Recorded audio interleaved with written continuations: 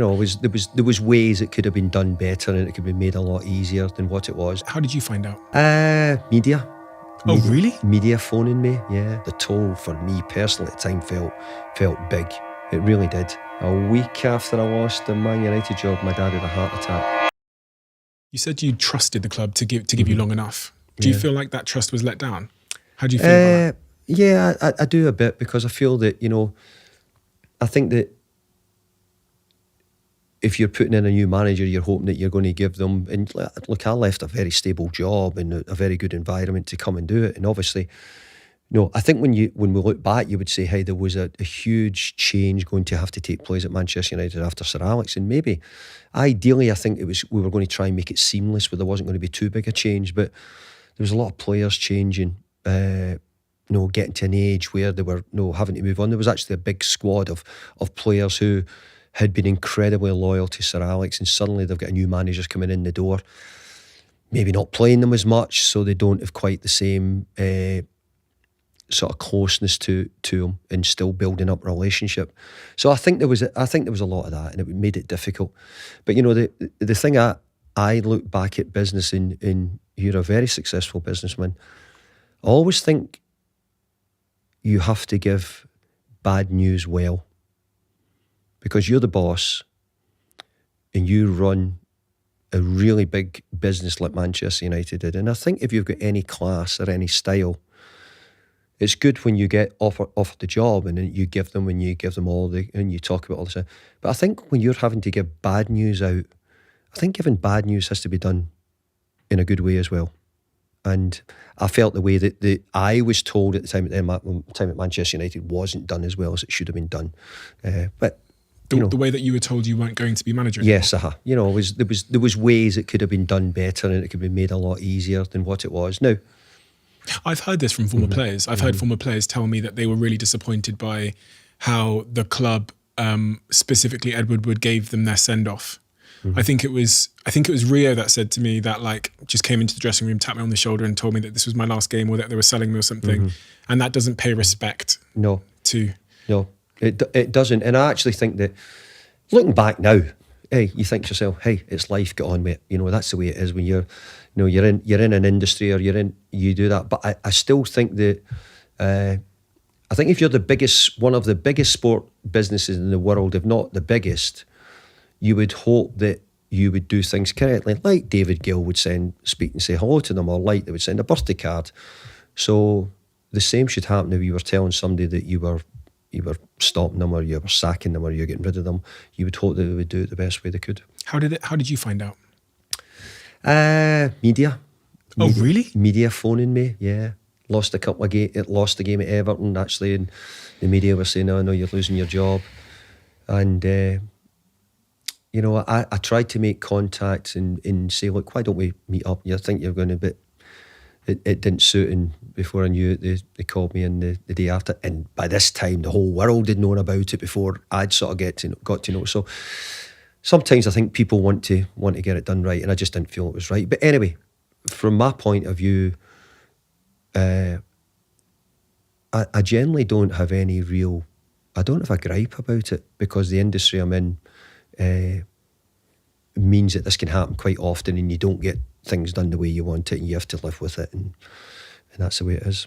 In the wake of that, what does it look like at home? This is probably one of the most interesting things that I personally pondered throughout that period as a Manchester United fan, which is when you go from the penthouse, and then the landlord evicts you from the penthouse after, I don't know, 10, 11 months at the club. The weight of Manchester United, it's the most talked about club. It's the club that sells the headlines. It gets all the clicks. So it must feel like everything is about you in the world of football. And it's like a very public, apparent failure. At home, you've got wonderful wife, Pamela. You've got 2 kids. What's it like at home? I think personally, you're a little bit ashamed because you've not done well. You're not done well for your family. So I think personally, I felt I'd let them all down, because I had really worked. Like I said, probably the hours and the work I'd put in as a young, I didn't believe I was ever going to be a coach. Never mind a coach of Manchester United. But the hours of work I'd put in had got me to a level where I'd worked and I'd done an awful lot of hard work behind the scenes over the years. And then to lose it so quickly. So you get a job. And I said at that time, I had 2 or 3 really, really big clubs who were talking about me and speaking to me. But when Sir Alex came and made me the offer, it was very hard to say no. And then for that to go very quickly. So it was a bit like getting to the top of Everest and then actually starting to decline very quickly. So from my point of view, it was hard going home. You know, it was difficult. But I've got to say, it's a bit like my mum used to just say, hey, whatever happens, you just have to get up and get on with it. You know, you get on with it, you take it in the chin and you get away and, you know, sort of sticks and stones, don't worry too much about it. But you're right, when you're manager of Manchester United, you're talked about in every continent, every country. You'll either be in the front or the back page of one of the papers. So, but that's also the privilege of being a manager of Manchester United as well. What's the toll of that? If you were to warn me about the toll. I think the toll for someone who cares deeply about their profession and wants to be successful and wants to do well, the toll for me personally at the time felt big. It really did. And it probably took me a wee bit to get back on the road a little bit without thinking about it. I worked really, after I lost the job, I said, well, I'm going to have to go and try and reinvent, find out more new things, you know, keep current. Where can I go to find out what's going on? You know, and I obviously couldn't go back to Old Trafford to watch a game, or I couldn't really go back to Goodison and watch a game. So it made it quite difficult. But I found myself doing quite a bit of work for UEFA. I'd done all the Champions League games, which was really good day.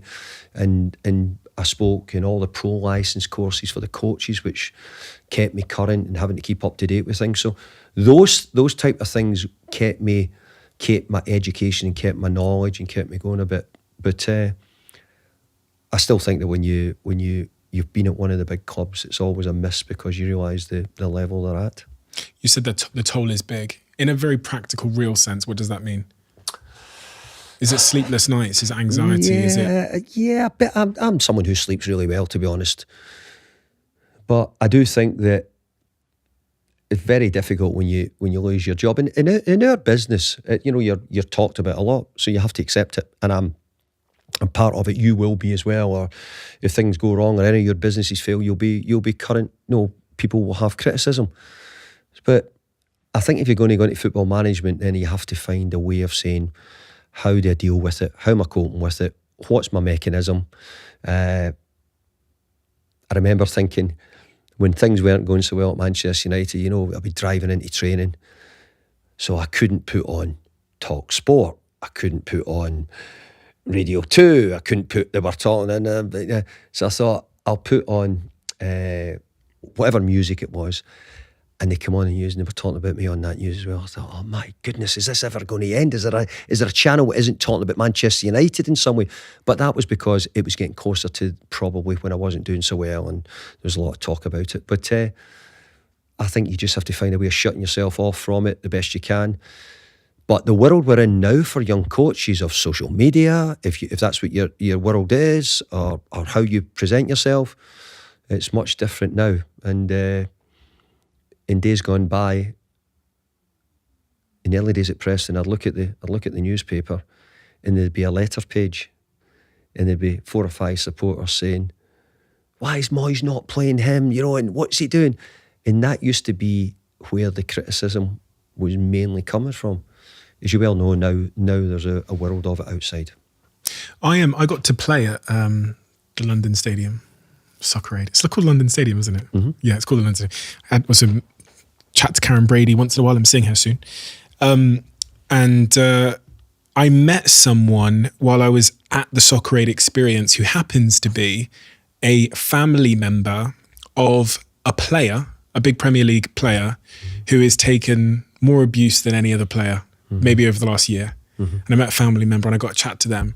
And they told me about the toll it's taken on the whole family. And you never think about that. But that was actually one of the most important things I think I experienced, was hearing from someone's younger sister that watching their older brother be abused, how horrific it is. She was almost in tears. Because, you know, if you were my dad and I watched that happen to you. Yeah. Well, I have to say, you know, and it's look, I don't think it was I'd only a week after I lost the Man United job, my dad had a heart attack. Yeah, and it was a triple bypass. So I'm not saying it was because of when I left Manchester United, but that was the case. And hey, who knows? Who knows? If it would end, we don't really think that was the reason behind it. We think it was just coming on. But so there is tolls that get taken in families, of course there is. But thankfully my dad's doing well and still going well just now. If you love the Diary of a CEO brand and you watch this channel, please do me a huge favour. Become part of the 15% of the viewers on this channel that have hit the subscribe button. It helps us tremendously, and the bigger the channel gets, the bigger the guests.